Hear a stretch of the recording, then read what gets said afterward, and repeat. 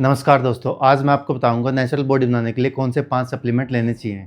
Supplement क्यों लेना चाहिए, क्या क्या बेनिफिट्स मिलेंगे आपको इन सप्लीमेंट से और सप्लीमेंट की कितनी डोज लेनी चाहिए। वीडियो शुरू करने से पहले प्रवीण डांडा ऑफिशियल चैनल को अभी सब्सक्राइब करें। इस चैनल पे आपको health, fitness, nutrition and supplement की ऑथेंटिक नॉलेज मिलेगी।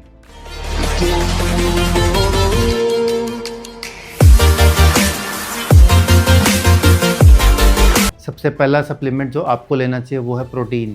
प्रोटीन मसल बिल्डिंग ब्लॉकर होता है, इसलिए प्रोटीन सबसे ज़्यादा इंपॉर्टेंट होता है हमारी बॉडी के लिए। प्रोटीन हेल्प करता है मसल बिल्डिंग में और प्रोटीन से हार्मोन्स बैलेंस में रहते हैं। प्रोटीन में अमीनो एसिड्स होते हैं जिससे हमारी मसल्स की रिकवरी होती है। अगर आप प्रोटीन नहीं लोगे आपकी मसल बिल्डिंग और मसल रिपेयरिंग नहीं हो पाएगी, इसलिए प्रोटीन बहुत ज़्यादा इंपॉर्टेंट है। Types of protein, way protein isolate, plant protein, 12 type के प्रोटीन पाउडर होते हैं। प्रोटीन पाउडर की डिटेल नॉलेज के लिए आप मेरी बेस्ट प्रोटीन पाउडर वाली वीडियो देख सकते हैं, जिसमें आपको पता लग सकता है कौन सा प्रोटीन पाउडर आपके लिए बेस्ट है। इस वीडियो को आप आई बटन में देख सकते हैं और डिस्क्रिप्शन में भी लिंक दिया गया है। कितना प्रोटीन हमें कंज्यूम करना चाहिए। एक्टिव बॉडी को 2 ग्राम प्रोटीन पर केजी रिक्वायरमेंट होती है। प्रोटीन हमें हमारी डाइट से भी मिलता है, जैसे कि एग, पनीर, जिससे हमारी प्रोटीन रिक्वायरमेंट कंप्लीट नहीं हो पाती, इसलिए हमारे को दिन में 2 स्कूप प्रोटीन लेना चाहिए। प्रोटीन कब लेना चाहिए? वर्कआउट खत्म होने के बाद 1 घंटे के अंदर 1 स्कूप प्रोटीन जरूर लेना चाहिए, जिससे हमारी रिकवरी फास्ट होती है।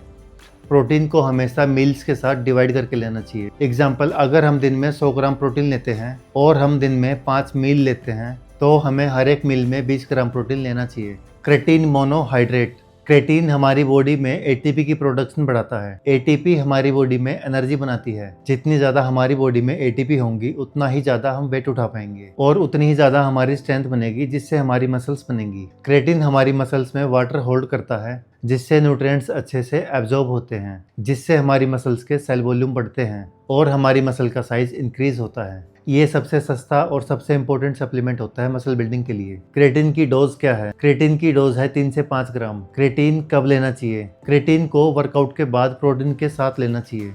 कौन सा क्रेटीन बेस्ट होता है? जिस क्रेटीन पे क्रेप्योर का लोगो होता है वो बेस्ट होता है। Omega 3 fatty acids.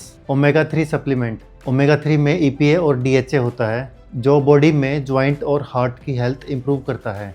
ये डिप्रेशन को रिड्यूस करता है और ये वर्कआउट की परफॉर्मेंस इंक्रीज करता है। Dose of omega 3 supplement. इसकी डोज है 1000 mg से 2000 mg। ओमेगा 3 सप्लीमेंट को कब लेना चाहिए? किसी भी हैवी मील के 1 घंटे बाद हम ओमेगा 3 सप्लीमेंट ले सकते हैं।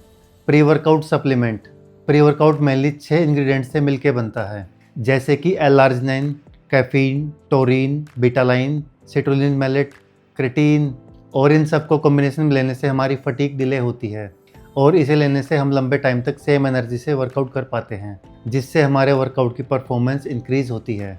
प्री वर्कआउट की कंप्लीट नॉलेज के लिए आप मेरी प्री वर्कआउट वर्सेस कॉफ़ी वाली वीडियो देख सकते हैं, जिसमें benefits and side effects of pre workout बताए गए हैं और ये वीडियो देख के आप बेस्ट प्री वर्कआउट चूज कर सकते हैं। इस वीडियो को आप आई बटन में देख सकते हैं। Dose and time of pre workout. Pre workout की 1 सर्विंग वर्कआउट से 15 मिनट पहले लेनी चाहिए। Multivitamin supplements. विटामिन्स हमारी बॉडी के लिए बहुत इंपॉर्टेंट होते हैं। विटामिन्स हमारी ओवरऑल हेल्थ इंप्रूव करते हैं। विटामिन्स आपके इम्यून सिस्टम को स्ट्रॉन्ग बनाते हैं और विटामिन्स बॉडी की फंक्शनिंग के लिए इंपॉर्टेंट होते हैं। मल्टीविटामिन्स को कब और कितना लेना चाहिए? मल्टीविटामिन की 1 सर्विंग खाने के 1 घंटे बाद लेनी चाहिए। ऐसी ही और health, fitness, nutrition and supplement की ऑथेंटिक नॉलेज के लिए प्रवीण डांडा ऑफिशियल चैनल को अभी सब्सक्राइब करें, क्योंकि फिटनेस मैटर्स ब्रो।